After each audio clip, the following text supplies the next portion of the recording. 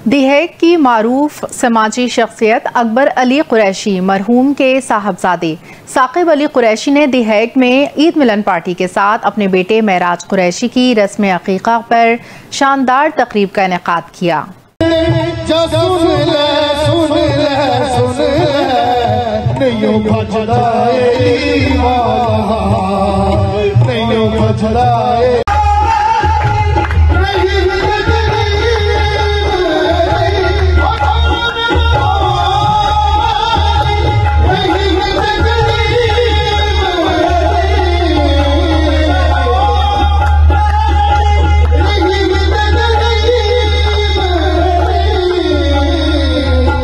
तकरीब में हॉलैंड के तमाम शहरों से अजीज़ो अकारिब और दोस्त अहबाब की कसीर तादाद ने बमा फैमिली शिरकत की। गज़नफर अली कुरैशी ने मेहमानों का खैर मकदम किया।